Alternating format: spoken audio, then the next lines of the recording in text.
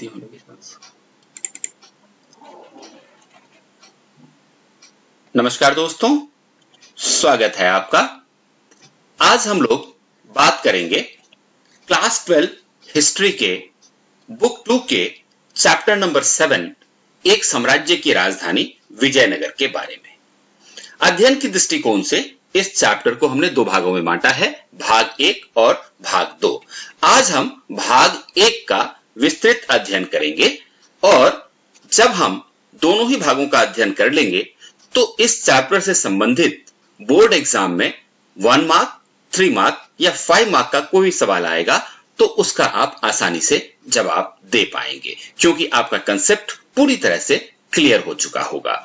तो सबसे पहले आज के मुख्य विषय के बारे में हम लोग देख लेते हैं। आज हम लोग बात करेंगे हम्पी की खोज के बारे में, विजयनगर की स्थापना, इसके चरमोत्कर्ष और पतन के बारे में, यहां के अमर नायक यानी कि सैनिक कमांडर्स की भूमिका के बारे में, विजयनगर के जल संसाधनों के बारे में, यहां की किलेबंदी और सड़कों के बारे में। सबसे पहले बात करते हैं विजयनगर यानी कि जीत के शहर के बारे में।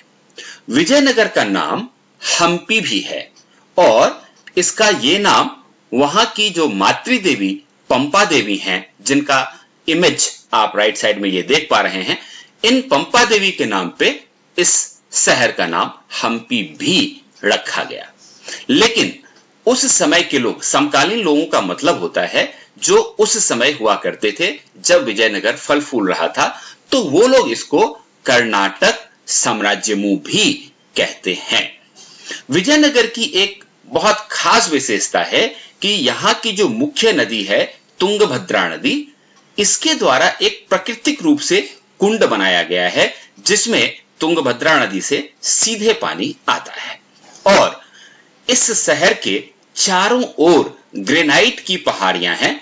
ये आप देख सकते हैं यहां पर में, ये जो आप छवि देख रहे हैं ये ग्रेनाइट के पहाड़ियों की है और ये चारों ओर फैली हुई थी विजयनगर के, और ऐसा लगता था जैसे ये करधनी का निर्माण कर रही हूं।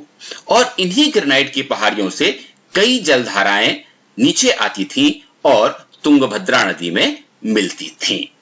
तो ये बेसिक जानकारी है विजयनगर के बारे में। आगे बढ़ते हैं और विजयनगर के रेखा चित्र को देख करके ये समझने की कोशिश करते हैं कि ये कितने बड़े क्षेत्र में फैला हुआ था और कहां-कहां पर किन चीजों का लोकेशन था।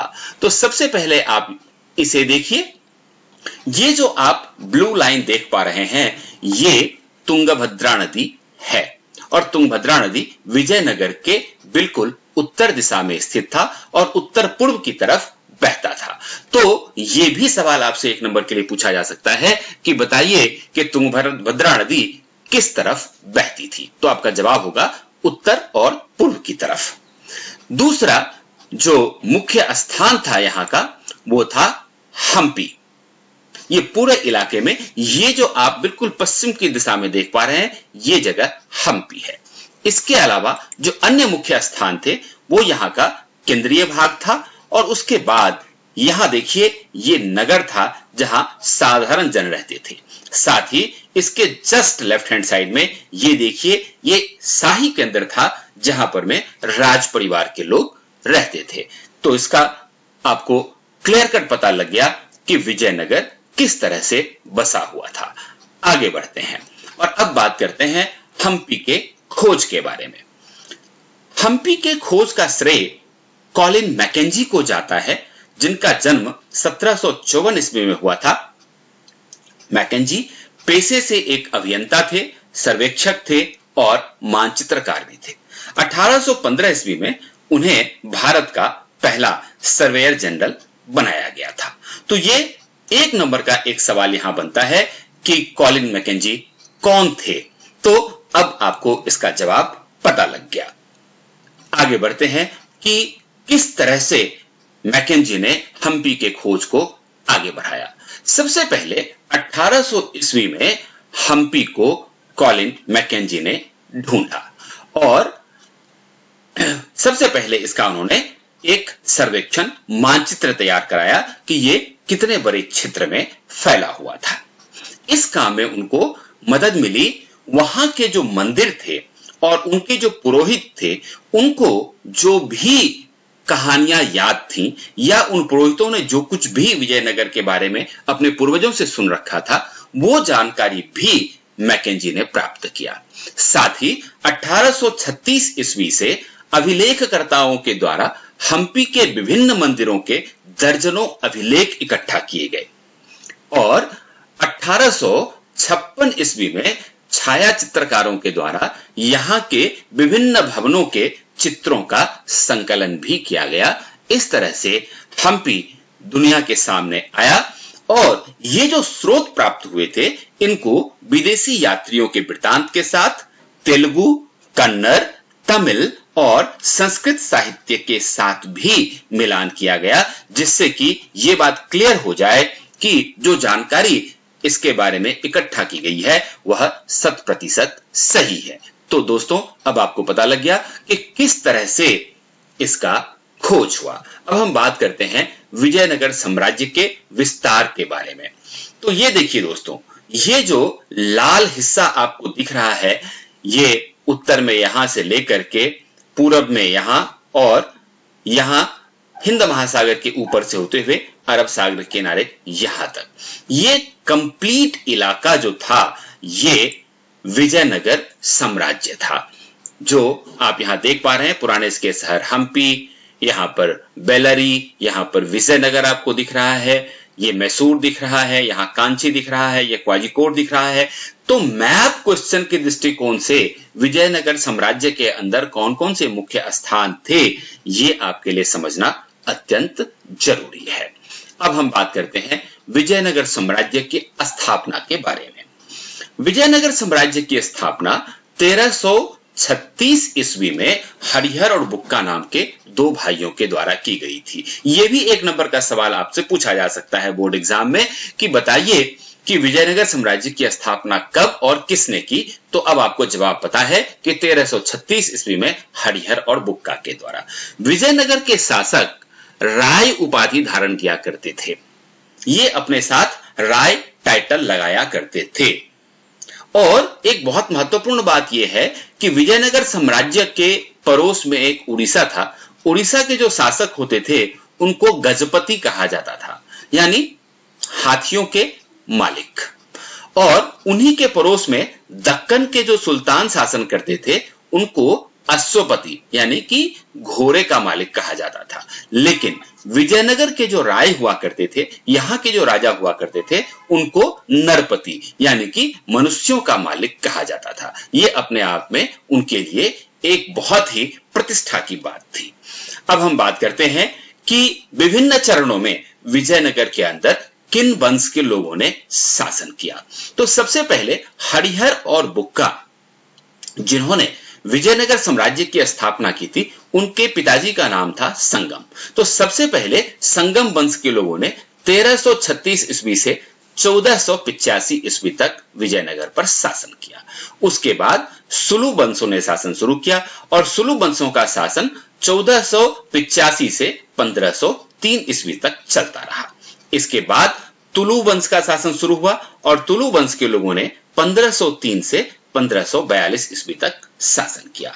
इसके बाद शासन का बागडोर अरविडू वंश के हाथ में चला गया और उन्होंने 1542 ईस्वी से लेकर 1565 ईस्वी तक शासन किया।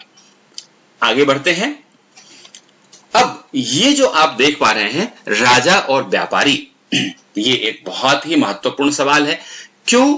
आपसे सवाल 3 नंबर का पूछा जाएगा और आपका सवाल होगा कि विजयनगर में राजाओं के लिए व्यापार क्यों महत्वपूर्ण था। ये आपको पूछा जाएगा और उसी का जवाब आपको यहां मिलेगा। इससे आपको यह भी पता चलेगा कि राजा और व्यापारियों का आपसी संबंध क्या हुआ करता था। तो देखिए, सबसे महत्वपूर्ण बात यह है कि जब युद्ध होता था तो युद्ध में अश्वसेना यानी कि घोड़े का बहुत ही महत्वपूर्ण स्थान होता था। जैसा कि आपको इस छवि से बिल्कुल स्पष्ट हो रहा होगा कि बिल्कुल सामने की लड़ाई में घुड़सवार सेना होती थी और लड़ाइयां होती थी। तो जब अश्व सेना का स्थान इतना महत्वपूर्ण था तो ये बहुत जरूरी होता था कि राजा के पास और राज्य में घोड़े हों। तो इन घोड़ों का आयात किया जाता था अरब से और फिर मध्य एशिया से, और इस व्यापार में अरब के लोगों के साथ साथ विजयनगर के जो स्थानीय व्यापारी हुआ करते थे, जिन्हें कुदिराई चट्टी कहते थे, वो भी इस घोड़े के व्यापार में भाग लिया करते थे। तो ये एक नंबर का सवाल भी यहां आपसे पूछा जा सकता है कि विजयनगर के कौन से स्थानीय व्यापारी घोड़े के व्यापार में भाग लिया करते थे, और आपका जवाब है कुदिराई चट्टी। तो इस तरह से यह अत्यंत महत्वपूर्ण हुआ करता था। अगली बात जो विजयनगर के व्यापार के बारे में बहुत प्रसिद्ध है वो ये है कि विजयनगर मसालों, वस्त्रों और रत्नों के लिए अत्यंत फेमस था। ये आप देख सकते हैं, केरल का जो इलाका है, जो पहले विजयनगर साम्राज्य का हिस्सा हुआ करता था, ये अपने मसालों के लिए आज भी बहुत प्रसिद्ध है। और मैसूर के पास कोलार की खान थी जहां से सोना मिलता था। तो रत्न और आभूषण के लिए ये अत्यंत प्रसिद्ध था। क्यों? क्योंकि विजयनगर साम्राज्य अत्यंत समृद्ध था और यहां की जनता खास करके विदेशी वस्तुओं की, जिसमें रत्न और आभूषण दोनों शामिल हुआ करते थे, इसकी मांग ज्यादा करती थी।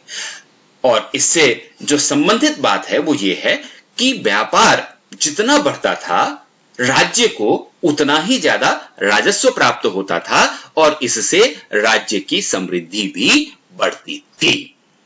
अब हम बात करेंगे राज्य के चरमोत्कर्ष और उसके पतन के बारे में। देखिए, विजयनगर साम्राज्य के जो सबसे प्रसिद्ध शासक थे उनका नाम था कृष्णदेव राय, और कृष्णदेव राय का संबंध तुलु वंश से था। तो यहां आपको 1 नंबर का और 3 नंबर का भी सवाल पूछा जा सकता है। यदि आपसे यह पूछा जाए कि विजयनगर साम्राज्य के सबसे प्रसिद्ध शासक कौन थे और उनका संबंध किस वंश से था, तो आपका जवाब होगा कृष्णदेव राय, और उनका तुलु वंश के साथ संबंध था। अब देखिए, ये इतने महत्वपूर्ण और इतने प्रसिद्ध शासक क्यों हुए? सबसे पहले 1512 ईस्वी में तुंगभद्रा और कृष्णा नदी के बीच में जो रायचूर का दोआब था, ये अत्यंत फर्टाइल था, अत्यंत उपजाऊ था। यहां पर कृषि उपज बहुत ज्यादा हुआ करती थी, तो इसको इस साम्राज्य में मिला लिया गया। इसके बाद 1514 ईस्वी में उड़ीसा के शासकों को हराया गया। 1520 ईस्वी में बीजापुर के सुल्तान को, जो कि एक पड़ोसी राज्य हुआ करता था विजयनगर साम्राज्य का, उसको हराया गया।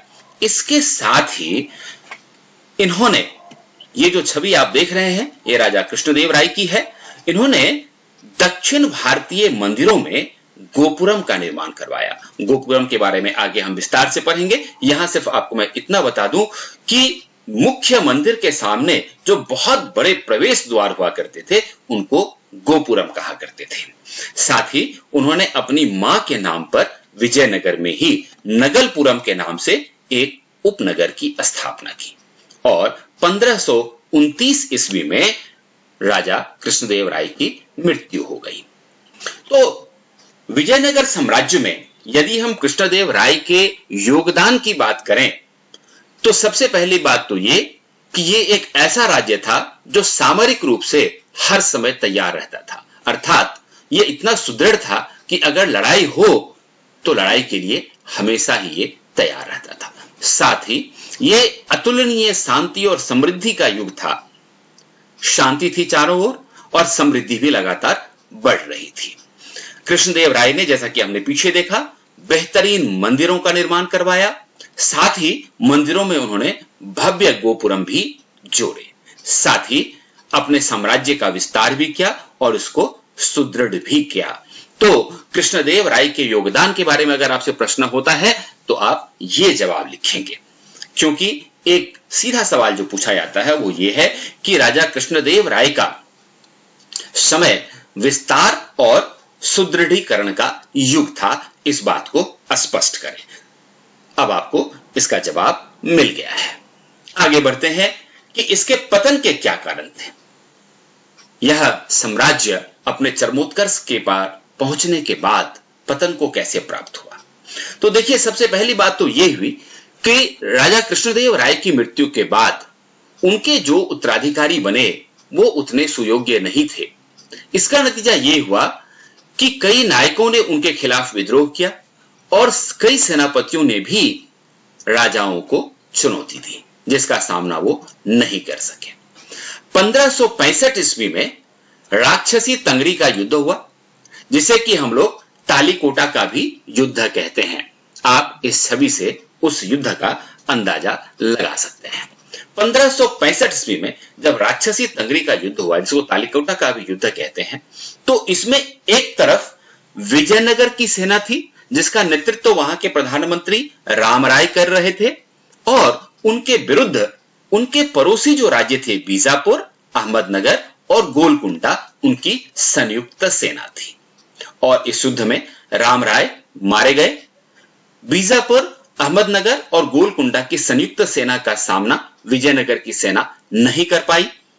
विजयनगर शहर को लूट लिया गया और कुछ वर्षों के भीतर यह पूरी तरह से उजड़ गया। अब हम बात करते हैं अमरनायक प्रणाली के बारे में। अमरनायक प्रणाली 8 नंबर के सवाल के लिए बहुत ही महत्वपूर्ण है, क्योंकि अमरनायक सिस्टम, जिसका इजाद विजयनगर के शासकों ने किया था, ये एक बहुत ही महत्वपूर्ण संस्था थी अपने आप में। क्योंकि ये जो अमरनायक हुआ करते थे, ये मुख्य रूप से सेना के प्रमुख हुआ करते थे, सैनिक कमांडर हुआ करते थे। इनके पास अपना सशस्त्र समर्थक यानी कि सैनिक हुआ करते थे, और अमरनायक की सेना मुख्य रूप से दुश्मनों के किलों पर नियंत्रण का काम करती थी। ये जो अमरनायक के सशस्त्र समर्थक थे, ये राजा को अपनी सैनिक शक्ति प्रदान करते थे। और एक खास बात यह थी कि ये अमरनायक आमतौर पर भ्रमणशील रहते थे, एक स्थान से दूसरे स्थान तक जाते रहते थे। इसका उद्देश्य था कि जंगलों को साफ किया जाना, खेती की योग्य जमीन बनाना और वहां पर कृषि का उत्पादन भी करना। इसके साथ ही यह बहुत इंपॉर्टेंट है समझना कि इन लोगों को, ये जो सैनिक कमांडर होते थे, इनको नायक कहते थे। और अमरनायक प्रणाली, जिसको विजयनगर साम्राज्य के राजाओं ने विकसित किया था, ये वहां की एक मुख्य राजनीतिक खोज थी। और ये खोज दिल्ली सल्तनत के इक्ता प्रणाली पर आधारित थी। तो 8 नंबर का जब आपसे सवाल पूछा जाएगा तो यही पूछा जाएगा कि आप कैसे कह सकते हैं कि अमरनायक प्रणाली दिल्ली सल्तनत के इक्ता प्रणाली पर आधारित थी, स्पष्ट कीजिए। तो इसी सवाल के जवाब को हम समझने की कोशिश कर रहे हैं। अब ये इक्ता प्रणाली पर आधारित थी, इसका क्या कारण क्या था? इसका कारण यह था कि अमरनायक जो वहां के सैनिक कमांडर थे, उन्हें विजयनगर साम्राज्य के जो राजा हुआ करते थे, जिन्हें राय कहते थे, उनके द्वारा राज्य क्षेत्र दिया जाता था, उनको जमीन का एक हिस्सा दिया जाता था। और उस इलाके में ये अमरनायक वहां के किसानों से, वहां के शिल्पकारों से और वहां के व्यापारियों से भू राजस्व वसूलते थे। अब ये जो भू राजस्व वसूला जाता था, उसका कुछ भाग तो मंदिरों को जाता था और कुछ भाग खेतों की सिंचाई के ऊपर खर्च किया जाता था। इन अमरनायकों के लिए यह भी जरूरी था कि वर्ष में एक बार वो राजा के दरबार में उपस्थित होते थे और अपने साथ बहुत सारा भेंट और उपहार लेकर राजा से मिलने के लिए जाते थे। साथ ही वहां राजा से मिलने के बाद वो उनको ये एश्योरेंस देते थे, ये आश्वासन राजा को देते थे कि मैं आपके प्रति पूरी तरह से समर्पित हूं। कभी कभी ऐसा भी होता था कि कुछ अमरनायक जब बहुत शक्तिशाली हो जाते थे और राजाओं के खिलाफ विद्रोह करने या उन्हें चुनौती देने की कोशिश करते थे, तो उन पर नियंत्रण दर्शाने के लिए राजा अमरनायकों को एक स्थान से दूसरे स्थान पर स्थानांतरित भी कर देते थे, जिससे उनको ये पता लग जाए कि असली शासक राजा है और ये सिर्फ उनके सैनिक कमांडर हैं। अब हम बात करते हैं जल संपदा के बारे में। जल संपदा के मामले में विजयनगर साम्राज्य अत्यंत समृद्ध था। क्यों? क्योंकि सबसे पहली बात तो ये कि यहां की जो मुख्य नदी थी तुंगभद्रा नदी, वहां एक प्राकृतिक कुंड बना हुआ था जिसमें सीधे तुंगभद्रा नदी से जल आता था और इसकी सप्लाई यहां से विजयनगर के शहरों को किया जाता था। साथ ही नदी में मिलती जलधाराओं के साथ बांध बनाकर बहुत सारे छोटे और बड़े हौज तैयार किए गए थे जिसमें इस पानी को इकट्ठा किया जाता था। साथ ही वहां पर कमलपुरम जलाशय के नाम से एक बहुत बड़ा जलाशय तैयार किया गया था, जिससे खेतों को और राजकीय केंद्र यानी कि जहां मुख्य रूप से शाही परिवार के लोग रहते थे वहां पर में पानी ले जाया जाता था। साथ ही एक नहर का भी निर्माण किया गया था जिसको हीरिया नगर कहते थे और हीरिया नगर का जो निर्माण है वो संगम वंश के यानी कि शुरुआती राजाओं ने किया था और यहां से भी विजयनगर के शहरों को पानी सप्लाई की जाती थी। तो दोस्तों ये सवाल 3 नंबर के लिए भी हो सकता है और 1 नंबर के लिए यह भी आपसे पूछा जा सकता है कि बताइए हीरिया नहर का निर्माण किन राजाओं ने किया था, और आपका जवाब होगा संगम वंश के राजाओं ने। अब हम वहां की किलेबंदी और सड़कों के बारे में देखते हैं, क्योंकि ये 8 नंबर का सवाल हो सकता है आपके लिए। और इसके बारे में सबसे जो महत्वपूर्ण बात है वो ये है कि फारस का जो शासक हुआ करता था उसने कालीकट जो आजकल के केरल में स्थित है वहां उसने अपना एक दूत भेजा था जिसका नाम था अब्दुल रज्जाक। अब्दुल रज्जाक जब विजयनगर साम्राज्य आया और वहां के दुर्गों को जब उसने देखा, वहां की किलेबंदी जब उसने देखी और वहां की सड़कें जब उसने देखी तो वो बहुत ज्यादा प्रभावित हुआ। तो विजयनगर साम्राज्य के किलेबंदी में ऐसी क्या खास बात थी कि अब्दुल रज्जाक इतना ज्यादा प्रभावित हुआ? तो देखिए, सबसे पहली बात जो अब्दुल रज्जाक खुद अपने वृत्तांत में लिखता है वो ये कि विजयनगर के जो दुर्ग थे उनके चारों ओर 7 पंक्तियां थीं, यानी कि 7 दीवारों से इसको घेरा गया था और इन दुर्गों से शहर, वहां के जो कृषि क्षेत्र थे और वहां के जो जंगल थे उनको भी घेरा गया था। बाहरी दीवार शहर के चारों ओर पहाड़ियों को जोड़ती थी, जैसा कि हमने पहले देखा है कि ग्रेनाइट की पहाड़ियां थीं जो विजयनगर साम्राज्य के चारों ओर फैली हुई थी। तो सबसे बाहरी दीवार जो थी वो शहर के चारों ओर पहाड़ियों को आपस में जोड़ती थी और यहां का जो मैसनरी वर्क था, जो यहां की राजगिरी की संरचना थी, वो थोड़ी सी सुंडाकार हुआ करती थी और इन पत्थरों को आपस में जोड़ने के लिए सीमेंट या गारे का इस्तेमाल बिल्कुल भी नहीं होता था, लेकिन फिर भी ये पत्थर एक दूसरे के साथ जुड़े हुए थे। इसका क्या कारण था?